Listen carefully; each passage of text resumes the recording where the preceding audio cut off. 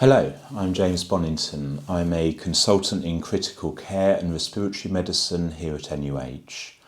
Together with Vishal Thanawal, I've been heading up the writing of revised guidelines for OSA in the perioperative period. OSA is a sleep breathing disorder with at least 5 episodes of apneas and/or hypopneas per hour. It is associated with daytime tiredness. It's caused by periodic, partial or complete obstruction of the upper airway during sleep. There are a number of factors which affect upper airway narrowing. These include the underlying neuromuscular tone, upper airway muscle synchrony, tonsillar hypertrophy, craniofacial abnormalities, stage of sleep, genetics, and most familiar, obesity. Approximately 40% of obese patients have OSA, while 77% of the morbidly obese do. Looking at all 6 of the Nottinghamshire CCGs together, there is an estimated population at risk of OSA of greater than 10,000. This is clearly only going to increase with the worsening national obesity crisis. These patients are at increased perioperative risk. 2 separate meta-analyses have identified that the odds ratio of increased postoperative respiratory failure is 2.4. The OR for increased risk of cardiac events is 2, and the OR for increased risk of transfer to ICU is 2.8. Our primary aim was to improve the experience for patients. They deserve an operation that is delivered in a timely manner and safely. They should then be looked after in an appropriate environment post-operatively. Where they have not previously been known to have OSA, there is the opportunity to diagnose and treat, reducing their risk of lifelong complications and improving life expectancy. The purpose of screening for OSA preoperatively is to establish the probability, the likelihood of a patient having OSA. I'll talk later about how to interpret that probability and how to move forwards in confirming or refuting a diagnosis of OSA.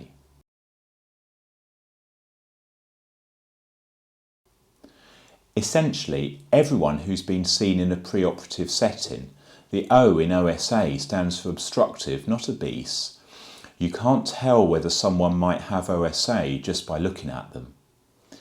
Patients being seen in pre-op often have risk factors, increased age, raised BMI, diabetes, that all increase their risk of having OSA.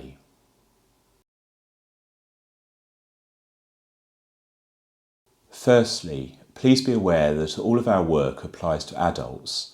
If you work with children or adolescents, then this is not for you.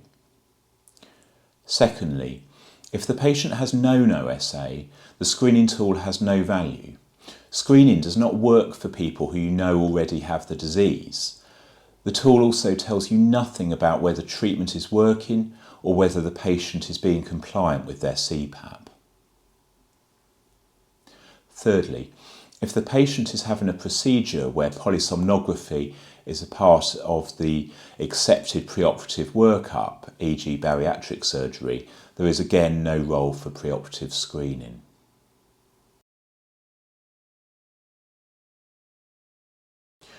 We screen for OSA using a modified version of the stop-bang tool. Stop-bang because although there are other tools available, it is the most widely validated in the preoperative setting and one of the easiest to apply. Stop-bang consists of 8 questions. 1 point is scored for each positive answer to a question. The higher you score, the greater the probability of you having moderate to severe OSA. With higher scores, you also have an increased probability of mild OSA, but that is less clinically relevant. Onto these numerical probabilities, we map cut-offs into low, intermediate and high probability. I can't emphasise enough that this is not a diagnostic test. Statistically, there will be patients with a low stop-bang score who do have moderate to severe OSA and patients with a high stop-bang score who do not. That's simply maths. You must always use your clinical judgment. Furthermore, stop-bang only screens for OSA, not for other sleep disorder breathing diseases such as obesity, hyperventilation. You should always refer the patient to a sleep physician if there's a clear history of sleep disordered breathing.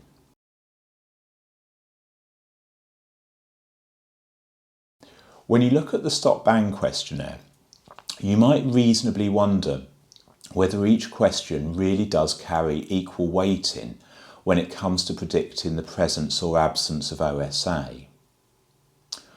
Well, that work has been done and the answer is no. You can improve the specificity of the stop-bang score by examining the intermediate probability category, those with a stop-bang of 3 to 4, more closely. In those with a stop-bang score of 3 or 4, if the stop score is 2 and the patient is male, move them to the high probability category. If the stop score is 2 and the BMI is greater than 35, move them to the high probability category. If the stop score is 2 and the patient has a neck circumference of over 40 centimetres, move them to the high probability category. For all other combinations of stop-bang totaling 3 or 4, the patient remains at intermediate probability of moderate to severe OSA.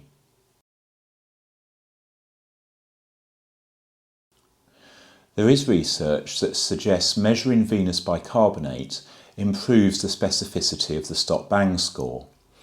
We did a feasibility study in preoperative orthopaedic patients. We found this to be true, but the logistics, who's going to take the blood, who's going to chase the result, etc., are so much more difficult than using the modified stop-bang.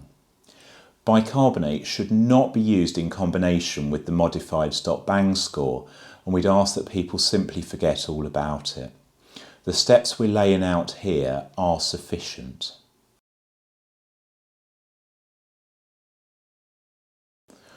Once screening is complete, you should work towards establishing whether or not the patient does have OSA.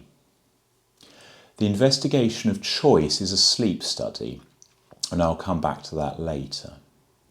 Patients who are identified to have a low probability of moderate to severe OSA require no further action.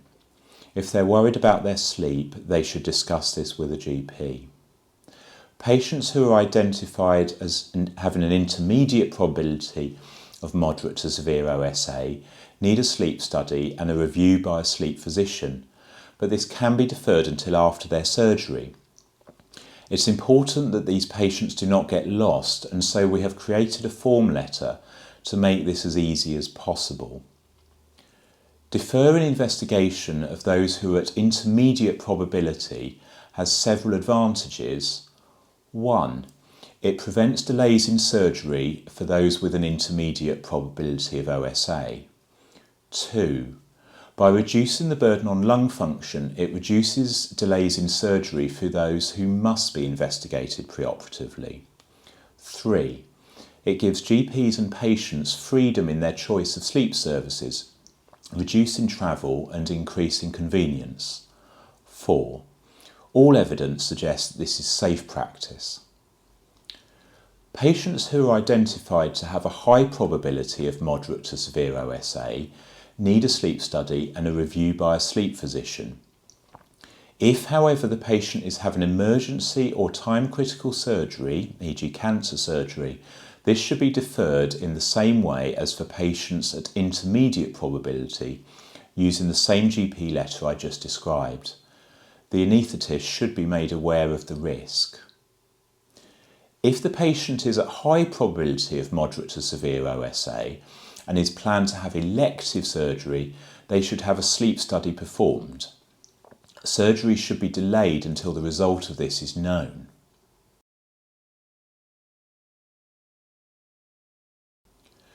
We've produced a patient leaflet which explains screening, diagnosis and management. All patients at moderate or high probability of OSA should be given this, as should patients with known OSA.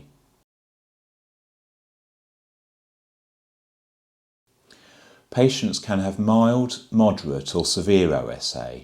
In terms of managing them in the perioperative period, it's helpful to know the severity of their disease.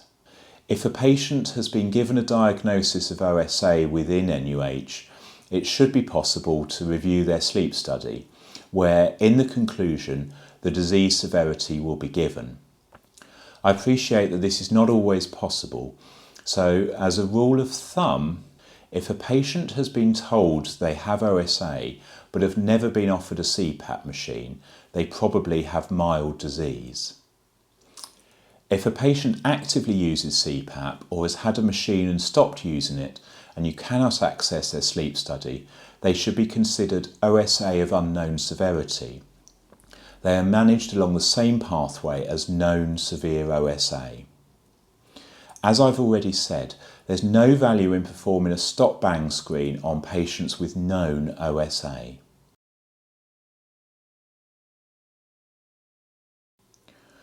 By sleep study, I guess you mean overnight oximetry. That's the first-line test at NUH. The diagnosis of OSA is confirmed by observing the number of apnea and/or hypopnea episodes per hour.